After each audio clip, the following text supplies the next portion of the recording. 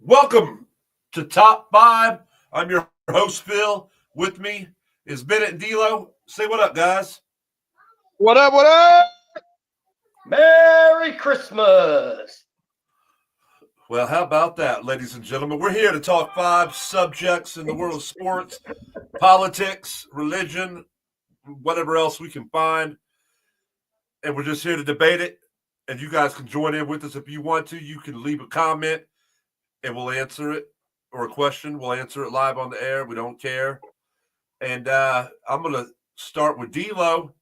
And D'Lo's going to lead us off today. So, D'Lo. Phil, you got the timer? You got the timer ready? I got a timer mentally. So, oh boy. I know the one that D'Lo's going on. It takes a little bit more time to talk about it. So, I'm going to keep an eye on it. I'm going to bring it up. But as long as we don't let Bennett talk too much once he gets drunk, I think we're going to be all right. So, D'Lo, are you ready to go? Let's get it. All right, lead it off, bud. All right, man. The first subject we're going to talk about here is Juan Soto. Juan Soto signing this massive deal with the New York Mets. The New York Yankees were also in the running for that deal. They had added a year to the deal and offered a little less annually on the contract or whatever, but I don't, who gives a shit? Whatever. The New York teams are out there and the LA teams are out there just throwing money around. What's crazy to me is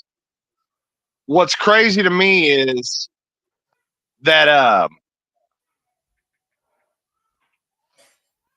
this is now 2 contracts that are more expensive than what the owner of the Astros paid for the team, man. That's just insane to me. Like, you're gonna lose your sport doing this shit, man. Like, I don't think this is sustainable to sit here and pay these guys this amount of money, and because now this type of deal is going to raise the market value for even the mid-level guys, and they're going to end up running themselves out of money, man. They're not the NFL. They don't print money like the NFL does. So I'm telling you, the baseball keeps this shit up, they're going to run into some serious problems in the long run. Well, tell us about the contract. Don't just leave us hanging. You know the exact terms of the contract? What's that, bud? The terms of the contract? Yeah. It's 15 years, $760 million. And the Yankees offered 16 years, $765 million. I'm going to back out for just a second, man. I can't hardly hear you guys. I'll be right back. All right, bub. All right, you still there, Bennett? Yeah, I'm here. So Okay. so the contract is 15 years, $765 million. Yeah, he got it wrong. He was off by $5 million. But it's all guaranteed, nothing deferred. Yeah. It is the largest contract ever in the history of pro sports. Yes. What do you think about that, Bennett? The only thing I did see in the stipulations was he was not allowed to go to Diddy parties. Is that what I seen? Diddy? Is that what you said? No Diddy or Titty? Not allowed to attend Diddy parties. Well, like I said, I think D'Lo's back now. He just yeah, man. I can hear you a lot better. That's a crazy contract. Go ahead, Phil. D'Lo, you was off by 5. It's $765 million, 15 years. Okay. That is the largest contract in the history of sports contracts. Ohtani signed what was it, a 10-year deal? 10 years, $700 million. But he deferred $68 million a year of it. So he only gets paid. He deferred $680 million of it from 2034 to 2044. But in this Juan Soto, he's getting paid. Yes, every bit of it, and that's a nice chunk of change.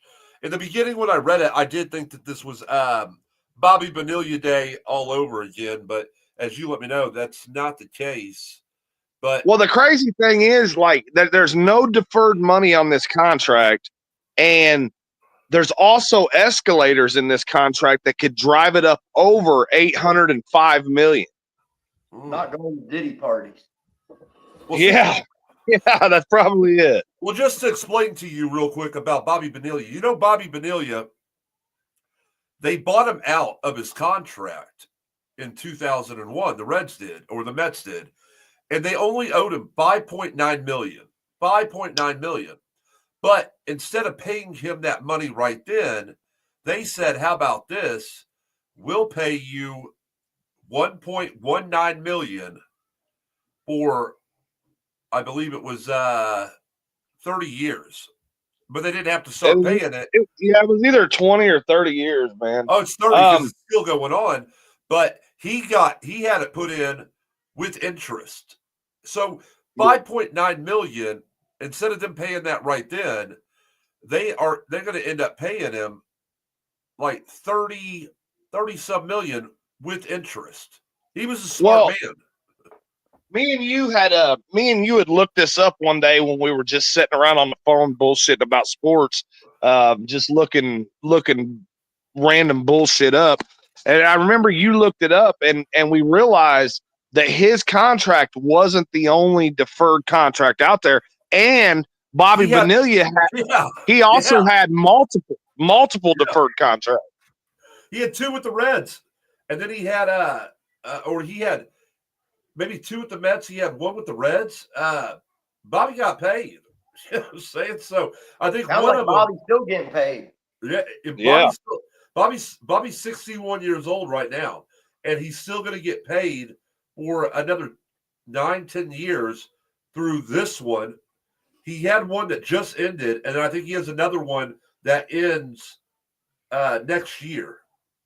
So he set himself up well for in the future, which is very, very smart from a guy like this. My only thing with these contracts is, D'Lo, as you know, Bennett, you don't know so much because you don't go to games with us. You refuse to. This is why we are paying $10 at a game for a hot dog. This is why Absolutely. A Coke there costs you $9. You know what I'm saying? This is why I disagree with that. I think that's the norm in America these days.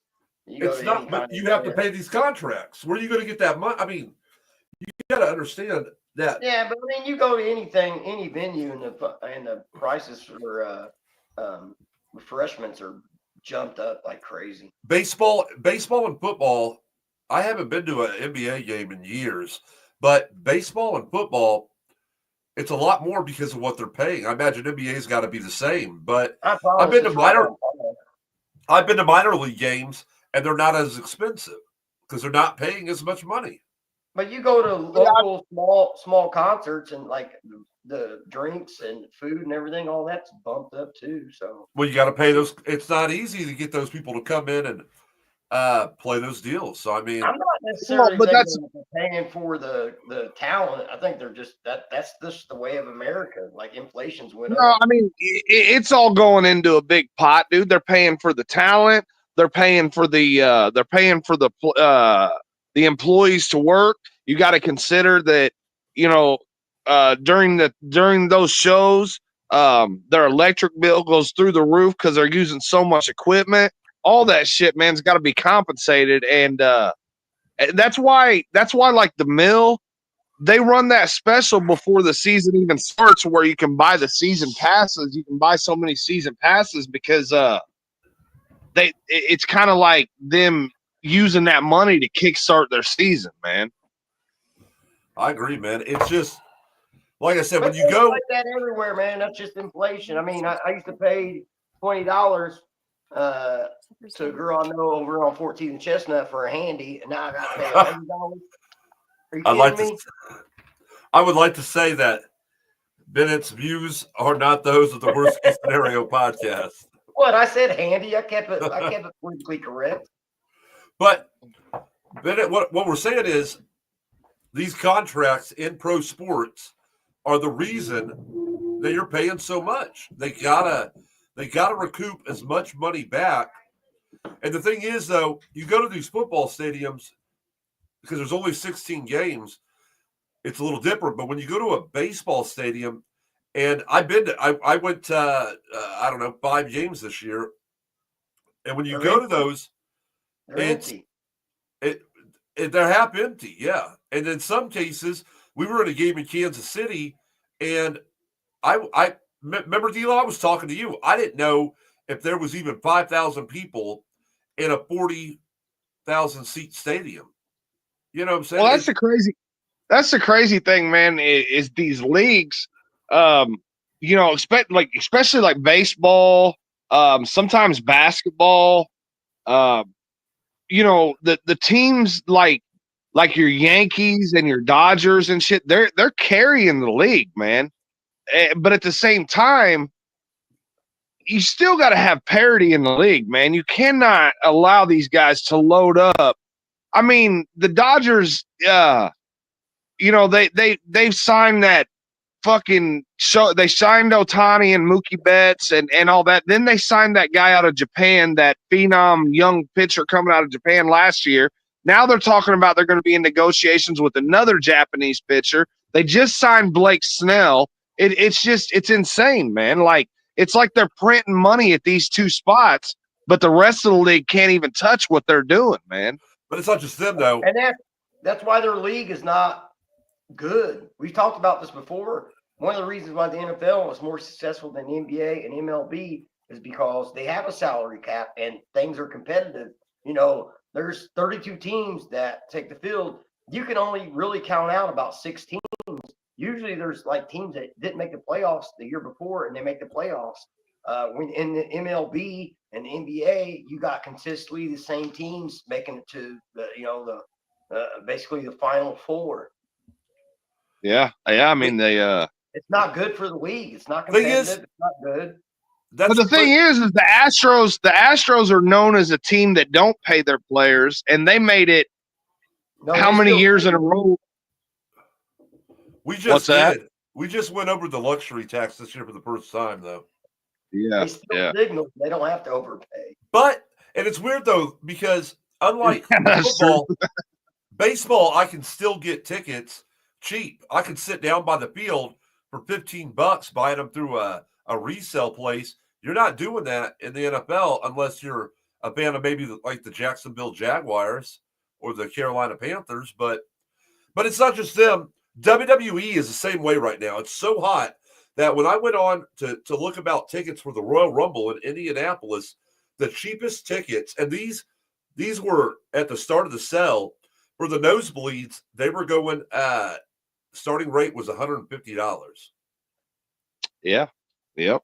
But I mean, with it being a premier event, you know the tickets are going to be jacked up a little bit, and then you know what's it cost the WWE to rent out Lucas Oil Stadium? You know what I mean? Like, I'm sure that's a pretty penny, man. So that's you're probably looking at like 100,000. I remember they were renting out. They were renting out the Orlando Magic where the Orlando Magic play. They were renting that out during the pandemic, and that's where they were doing all their shows in a big ass empty arena. But they were renting it out. But I think they got that for $100,000, but for like the month. But that's during the pandemic when they couldn't have anything, so they were happy to take the $100,000 a month for that. But I mean, WWE's hot right now, and so the tickets are expensive. But these teams, man, they build these fucking giant ass stadiums, and they're costing $1-2 billion, and to recoup their money, that's also a reason of why you're paying high prices. I mean, what do we pay for one of those bats, D'Lo? The beer bats. Those things are like what? Those are the beer itself. The beer itself is $19, and then the bat. I think if you buy the beer and the bat at the same time, it ends up being like $28. So that's not as bad. You're getting a souvenir, and you're getting a pretty good amount of beer. You know what I'm saying? But What do I don't know. what do you usually pay for a baseball? Because you usually buy a baseball at every stadium you go to. So Well, I bought a baseball to get signed this year, and I didn't end up getting it signed. And it's sitting in a plastic like thing that would hold it in. And I paid if you $45. wore your headphones to the game and they would think you were worn, I guarantee they would sign your ball. Did you find it? Still have not. Did you Still find my not. baseball? But like when we went to opening weekend last year in Minnesota, I got that baseball, and I think I paid like $25 for it. But it had both teams on it. It was nice. But the other one that I got to get signed, even with it being inside of this like hard plastic case that you could hold it in once you got it signed, that right there was $45. $45 fucking dollars for a baseball in a case, not even with a Sharpie. So I mean, all right, let's move on to subject 2. All right. Let's see. I like to bring this up. We're gonna go right into IU versus Notre Dame, and I want your guys' opinion on this because I feel like that we kind of got screwed. Us here in the Hoosier State, I don't. You know what I'm saying? I felt like Notre Dame was not the 7th best team in the nation. But how they do it with the top 4 has to be conference champions. I was like, okay, I understand that. It's whatever. Notre Dame doesn't play in a conference, but they were the 5th best team. To me, they're the 2nd best team. I think the only team that's better than them is Oregon, because Oregon didn't lose a game this year. Oregon went 13-0. So, but they moved Notre Dame all the way back to 7th. Indiana got booted back to, what was it, 10th or 11th? I think it's 11th. So we play each other. Now, one coin to that is that one of the teams from the Hoosiers, they're going to move on. So we're going to get either Notre Dame or Indiana moving on to the fucking quarterfinals. But I wanted your guys' opinion on what you guys thought about them ranking first, Notre Dame falling in the 7th position, and them getting Indiana in the first round. Bennett, what do you think? This is bullshit all the way around. It sucks for us as living in Indiana. But yeah, Notre Dame should have been number 2. Of course, they don't get the bye, so then you put them at 5th. Unfortunately, they got put where they did, and they line up and play Indiana. So one of them got to go home, which sucks because I'm a Notre Dame fan. That's my team. But Indiana, they like I know. They gripped us this year. So I'm on the fence. I'm really torn with this because Indiana never does shit when it comes to college football, and this year they're a Cinderella story. So you're really rooting them on, but at the same time, yeah, I mean, you want to stick with your team. It's so tough, man. At the end of the day, to tell you the truth, short run, I'd kind of root for Indiana just because they've never done anything like this. It's historic. But in the long run, is Indiana going to pull it off down the stretch? Probably not. So go with Notre Dame, the one that has a better chance. So I still go with Notre Dame because for one, Notre Dame's my team, but for two, I think that look at it. This is what I'm saying. I think that they're better than Georgia, which if they beat Indiana, they're going to play Georgia. But I think that they're better than Georgia. I think that they're better than Clemson. I think that they're better than Boise State. I think that they're better than Arizona State. The list goes on. And I just don't, there's hell after Texas losing to Georgia. I don't think that Texas is with that. And I feel like they just did that because they took the loss to Northern Illinois. The committee did too much into factor because it was at home. It was at Notre Dame and they lost. But yeah, but when they just ranked higher than what they finished, what'd they finish? They finished in the final polls, I want to say that they were third, Oh, and so no, they jumped. but that was the polls. The polls mean nothing. Only thing that I mattered know. was I what the know. playoffs said. I'm D'Lo, just saying, what do you at the think end about of the this, day, it D'Lo? fucking sucks. What do you think Yeah, about this, like D'Lo? yeah, like Bennett said, it sucks, man. It sucks to see two of our home state teams having to battle it out. We definitely, if this matchup was going to come about, we wanted to see it later on in the playoff. But I'm not a really committed to either team, and so I'm pulling for Indiana in this.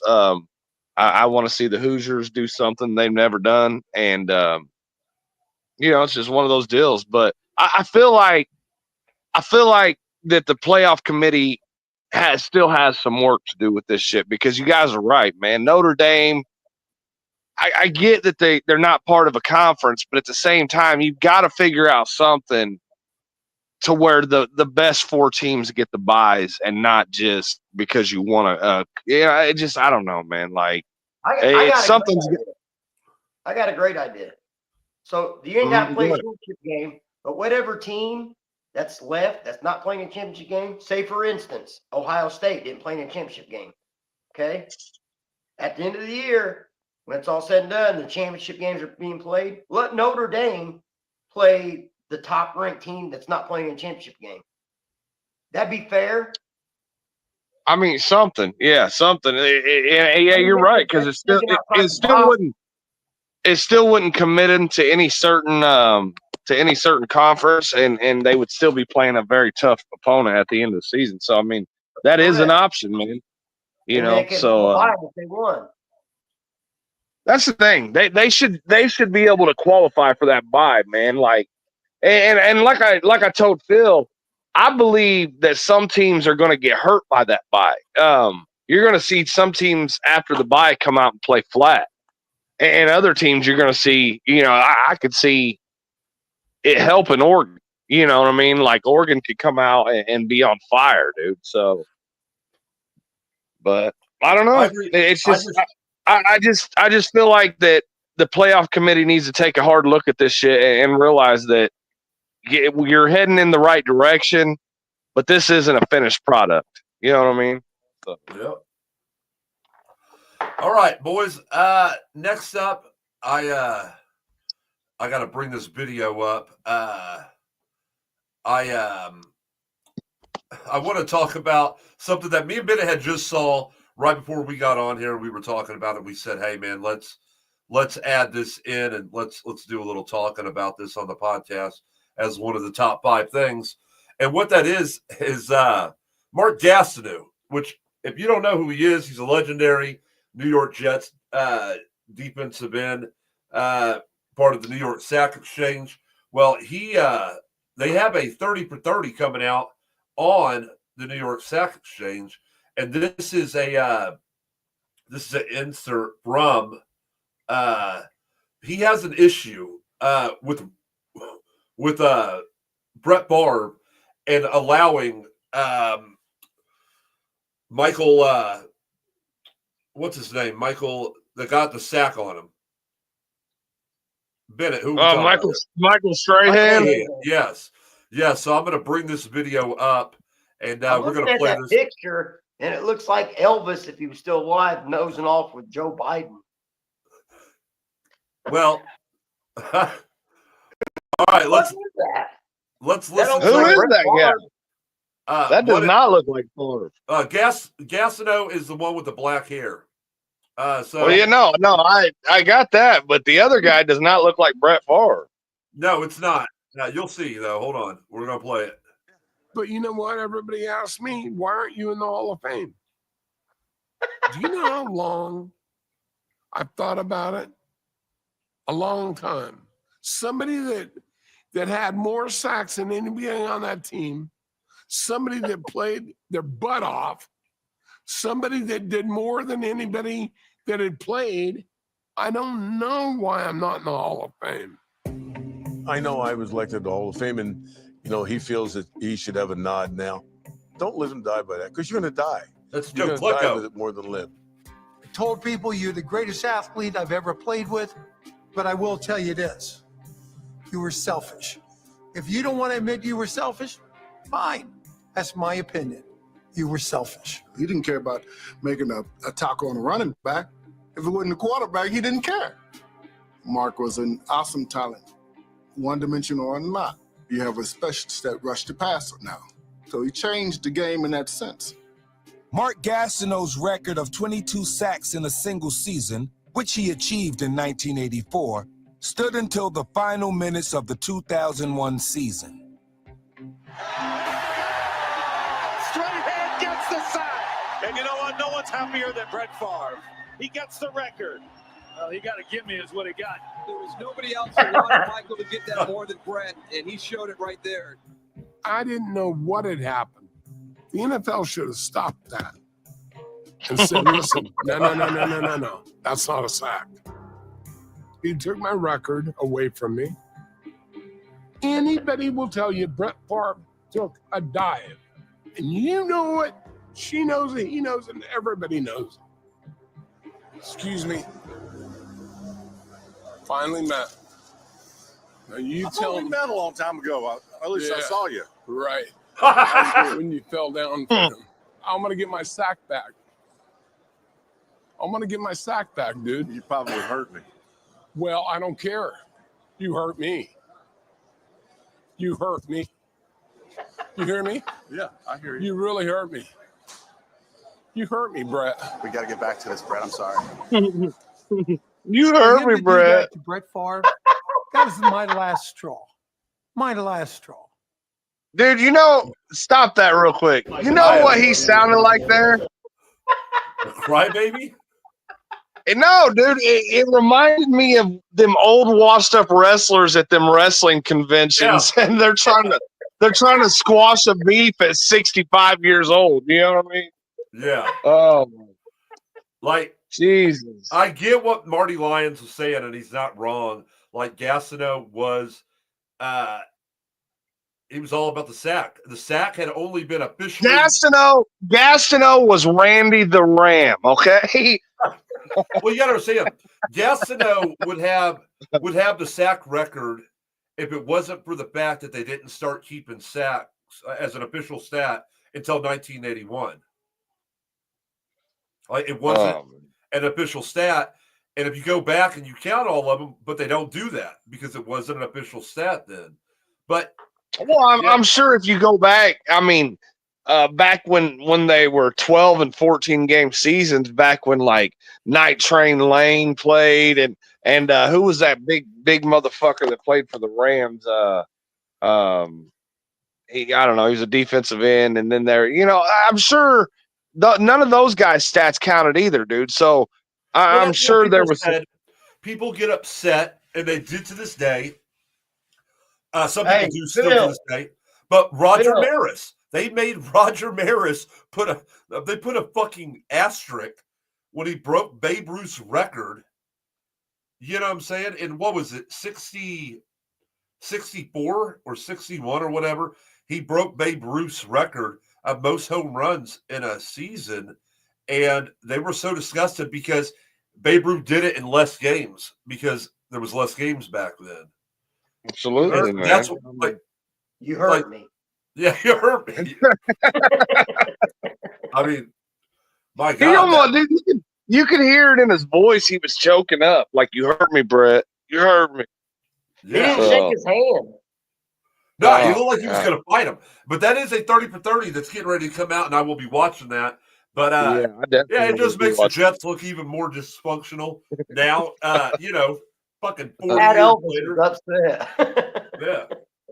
I mean, And it shows how much the Jets gave a shit about Gastineau. They turned around and traded for him, Brett Favre. So yeah, or you signed him or whatever it was. So yeah, what it was is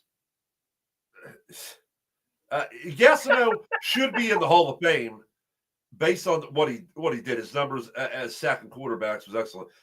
Lyons is in the Hall of Fame. Lecco's in the Hall of Fame. Gastineau, Gastineau should be in the Hall of Fame for what he just did in that contest. He said, "How am I going to give?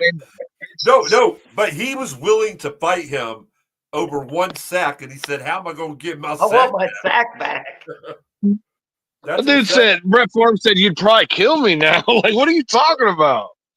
That dude's got CTE, man. He said, I don't care. I want my sack. Yeah, I will Ah, kill you, Brett. I want my that's sack back. that's interesting. Another thing I want to bring up, guys, I want to talk about is they're talking about Deion Sanders playing or coaching in the NFL, and that he's practically like begging these teams to draft his son. I wanted to ask you guys, do you guys see Deion Sanders becoming a head coach in the league, and do you see him coaching his son in the NFL? Deion?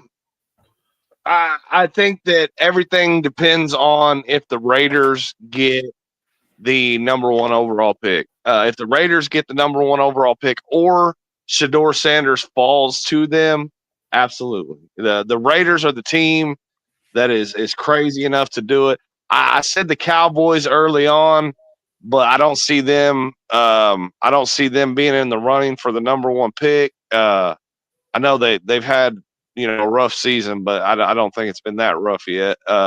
So I think the Raiders, man. If the Raiders are there to make it happen, for sure, I could see it happening. Any other team, they're going to be like, this is going to be a shit show. I mean, any other team. Maybe the Browns you could see doing it, but I don't know. But I could see the Raiders being excited to be the first team to ever have a head coach, or a head coach that's a father coaching his son, shit like that. Like, they would think that's a great thing, not considering the spectacle that it's going to bring. So, but yeah, the Bennett, Raiders. what do you think? I totally agree with D'Lo. Not the Raiders, though. The first time he said anything, the Cowboys. That's what I'm hearing. Shit's crazy in Jerry world, and I'll tell you why. 2 things. One, I know he wants to coach Shedeur, but I don't think he necessarily has to. The second one, though, is along with hiring Deion as a coach, which Jerry would do. Look, you're going to sell tickets. It's going to be a massive media market.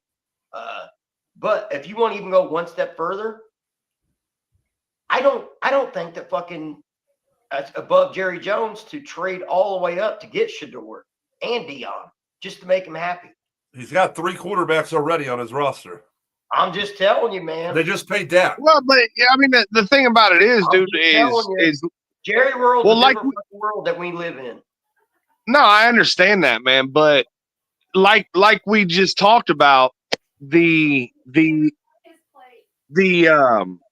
has a salary cap, and if you're wasting a first round pick on a guy that's going to sit behind your highest paid in the league quarterback, it doesn't make no fucking sense. I mean, it didn't make no sense for the Falcons to do what they did this offseason, and it wouldn't make sense for Dallas to do it either, man. I don't think necessarily that Deion has to have Shedeur with him. What? Now that's a possibility. If Deion breaks off on his own, then I could see Jerry hiring him for sure. Yeah. But if it's contingent on his son being with him, then I definitely don't see him going to Dallas. Deion is a Jerry guy. He always has been. Jerry loved him when he was there. Yeah. I just think. Well, I mean, they say, why would he do it? He is worshipped right now at Colorado. He's got them set up. They're saying that he can contend and possibly win the Big 12 next season with Colorado. He's got a bunch of guys coming in that he's gotten to come underclassmen, and they're just like, why? Yeah, but it's just like he runs it. He runs it. Plus, they said his rah-rah speeches work well on these young men, but it isn't going to work with these grown-ass men in the NFL that are making millions of dollars. I tend to believe that as well. I tend to believe that sometimes being a player that is very enthusiastic and just over the top about shit like Antonio Pierce was, it wears out. It gets worn out really fast, man. So, Well, I got one more thing I'd like to talk about, boys, and it's not sports wise. I would like your guys' opinions on a verdict that happened yesterday. Dio, you probably know about this because you listen to the news and shit. Bennett doesn't know much outside of what we tell him. But Bennett, have you heard about a guy named Daniel Penny? No. Okay, Dio, you know what I'm talking about? Is that some? I don't think so. Okay, Daniel Penny. I don't know. As you go into it, I might know. What Daniel you're Penny talking about. was on trial in New York City for killing a guy that was, the best way I could say it, was like a Michael Jackson impersonator on the subway. He choked him out because the guy was going nuts on the subway and he was threatening people. And he had already did this to some black and white people. And that dude said, fuck it, because he was with his friends out. And he put him in a rear naked choke, but held on to it a little too long and killed the guy. And he went on trial for it. He's a former Marine. And they found him not guilty yesterday, and it's causing quite the uproar within not just New York. Michael Jackson community. Well, yeah. So are we? Are we back to this Black Lives Matter? Yeah, they're back in it. They're saying riot. They're talking about I got you. Riot against your oppressors and everything else. But I got you. So I just didn't know if you guys have to see it. I saw the video of it, and like they had people that were on there that was threatened by this guy, and this is all when this shit was going on in New York, where like people were getting stabbed and murdered on the subway because it was lawless. Because the Michael Jackson guy was threatening people. Yes, but he had all kinds of drugs in his system too. I mean, well, you got to if you're Michael Jackson person. But they tried to get the jury to find him on one charge, and then they even said they brought it back in and said you could find him on negligent homicide, and they were like not guilty. They tend to do that. They tend to try to hit him with a secondary less charge. That way, if the big charge doesn't stick, they can still get you on that second charge. The guy that he killed, his name was Jordan Neely, and he looked like Santana Jackson from GCW, Bennett, that Michael Jackson impersonator that does the moonwalk and all that. But dude looked just like him, but like he wasn't very Michael Jackson-esque that day. He was getting up in people's faces, you know what I'm saying, clenching his fist, and he had threatened some people. And when he came up to Daniel Penny and his group of people that he was with, he was like, hell no, he's a former Marine. This is what he does. Now, people said, oh, he didn't have to kill him. I get that, but it's tensionous. Then all of a sudden, this dude was homeless. This Michael Jackson impersonator was homeless or whatever, but now his family was on there and they were talking about it, and they were talking about how much they miss him and everything else. But why didn't any of these people help him when he was homeless? And he had mental issues. You know what I'm saying? This wasn't just a case of his family let him down. The state of New York let him down. You know what I'm saying? This guy probably shouldn't have been out on the streets, and he was. And unfortunately for him, let him down. Well, I just think it's one of those situations that things like this happen all the time, man. The system lets people down, doesn't get them the help that they need, things like that. And people are killed every day, whether it be a black guy killing a white guy, whether it be a white guy killing a black guy. And I'm sure if you went over every murder that happens in the United States every day, and these people claiming self-defense or whatever it may be. How many are dressed like Michael Jackson? But these people claiming self-defense and all that, whatever it may be, I'm sure there's several of them that you could kick up riots on, in the situation. My thing is, I just think it's very convenient that this shit's all starting all over again, right now. It just feels like this shit is planted at certain times. You know what I mean? Like, you didn't hear shit from BLM for the most part of Biden's administration and all that, but now here they come again. You know what I mean? Like, it's a fucking joke, man. Well, the thing is, they didn't leave Daniel Penny much choice. You know what I'm saying? When this guy's willing, I don't know if he had a weapon or not. I can't remember that part into it, but the dude he was like getting angry, yelling at people on the subway, getting up in their faces. And this dude wasn't going to take it. He wasn't going to be intimidated. He wasn't going to be threatened. Well, I mean, I do got to say that, he's a Marine. He's a trained Marine. So he's probably really lucky that he didn't get like a negligent homicide, because you understand that, when you, especially somebody that's trained in hand-to-hand combat, you understand when you've held somebody too long and they're completely like, they're limp. You know what I'm saying? And so, he's probably lucky that he didn't catch at least one of those charges. Well, they had a chance on the negligent homicide, but they felt like it wasn't negligent. Like, he was, based on the other people that testified in the trial that was there that day that had already had issues with this guy. They felt like, this dude was on something and wasn't going to calm down until he hurt somebody. And, this dude wasn't going to stand for it. And when he tried to say something to him, he took him down. And, No, I understand. I get it, but I just, like I said, there's been situations where it wasn't even somebody that was trained, trained in hand-to-hand combat and shit like that, they've accidentally killed somebody by punching them in the face or something like that, and they get them for. I don't think it's Daniel Penny's fault. I think the fault of it goes with the state. This guy had been arrested before.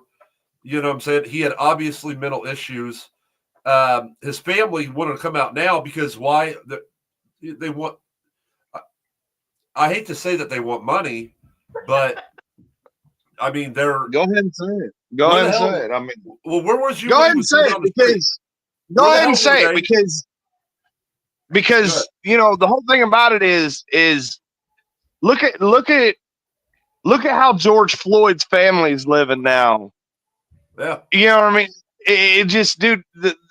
I mean, if you're honestly trying to make a difference, you're out there advocating for change. These motherfuckers they're making millions of dollars on the blood of their loved one. You know what I'm saying? Yeah. So, I mean, not that I know it or not, because I don't follow any of this shit. But I mean, is George Floyd's family out there still doing work?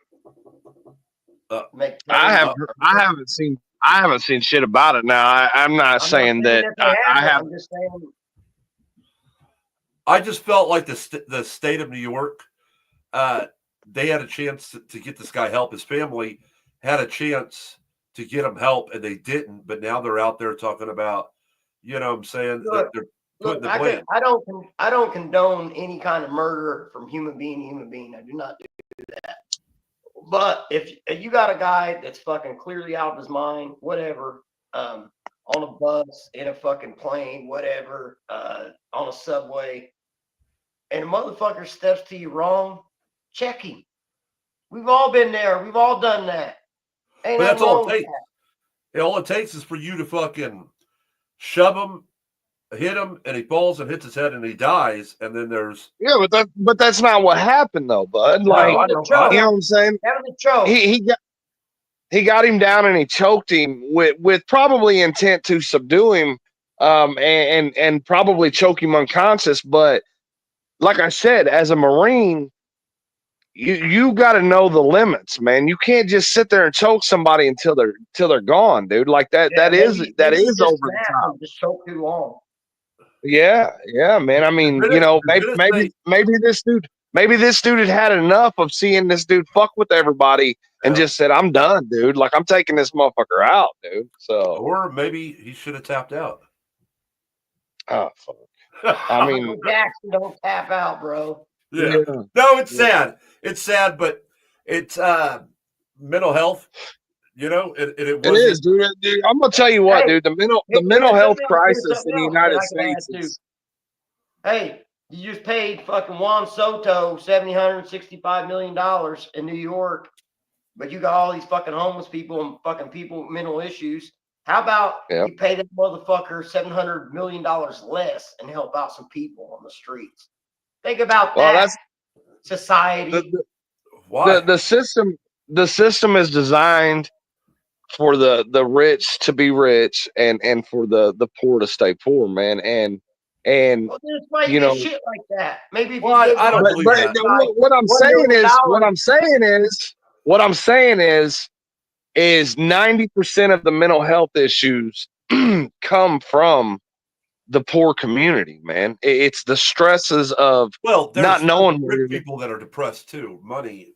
Well, no, there's depression. I'm talking about your severe, your schizophrenias and shit. 90% of that is in the lower income community, man, and it's because there's certain things that trigger these things, man, and daily stresses of not knowing where your next meal's coming from, or not knowing if you're going to be able to pay your light bill and shit. That triggers somebody that already has those genes within them, man. Like, I mean, I'm not mad at. There are people that come up and they get money, and I'm not hating on anybody that busts their ass and works hard and they get money. I'm not like, well, the rich get richer. Like maybe they wanted it more than what the rest of us do. They were willing no, to. I'm not hating on anything. I'm just telling you how the system is designed, man. It's designed to keep. I'm just saying $765 million is a lot of money to pay one human being when you got fucking a lot of other human beings out there that ain't got a fucking thing.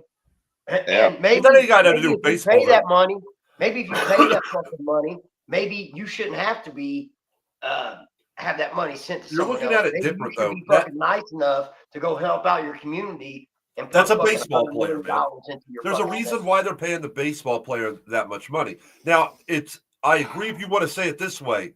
Why are we giving Ukraine trillions of dollars when we have people in our own 100%. country 100%.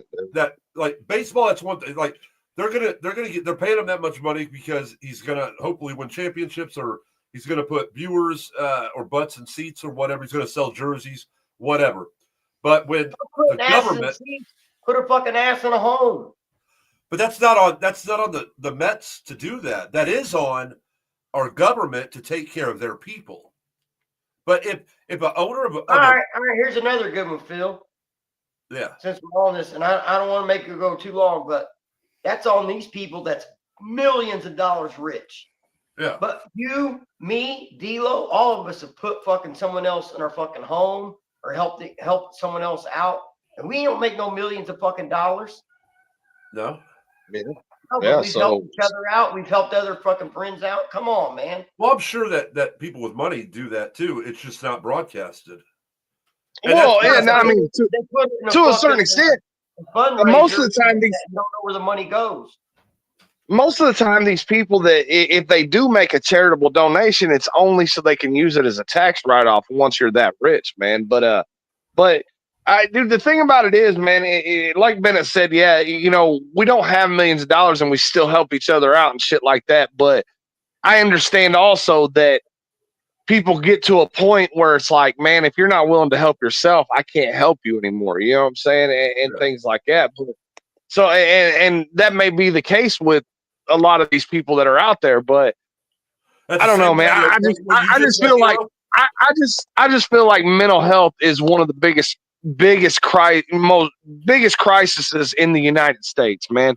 One of the most misunderstood things that gets overlooked so much. You know what I mean? Like when somebody goes crazy and they fucking go into a school and start shooting and shit, they're like, oh yeah, he had fucking schizo. You know what I mean? Like, but he hadn't been going to his things. Like, they need to have like outreach programs out there. Like, if a schizo's not going to their fucking their programs that they need to go to, they're probably off of their meds and shit, man. And they need to have these outreach programs that find these motherfuckers and make sure that they're not out doing school shootings or bombing building or whatever their mind's telling them to do. You know what I mean? Like, it just, I feel like it's one of the most underdeveloped like programs in the United States is the mental health situation, man. I agree, bud. So I agree. All right, guys. Don't put it on the government to fucking fix that shit. Put it on the fucking sports athletes and the actors and shit. No, like that. it's on the government to take care of their people. But they it's want on, to take care. but it's on the healthcare system that gets rich by big pharma. Yeah. You know, big pharma. You know what I mean? Like, it's just, dude. This shit's a rabbit hole, dude. Like, It's not just that though. Like, I mean, other people were getting rich off the war in Ukraine here in America. Yeah. So, I mean, absolutely, man. all right, guys, we went 51 minutes, man, on this. So this is top 5. We try to keep this at 30 minutes, and we're already almost doubled it. So, anything else you want to say, guys, before we go? No, man. I mean, we don't like to get into politics too much on this shit, but everybody needs to keep their fucking eyes peeled. Syria just fell. Trump's trying to do what he can do until he gets in office. He's trying to have peace talks with all these people, but these Democrats are continuing to escalate shit even further, and it's just, we may be in full blown World War III by the time Trump hits the White House, man. Anything from you, Bennett? Hey, if you like this episode, like, subscribe, share. That's right. Hey, and Phil, Yeah. seriously, man, you hurt me.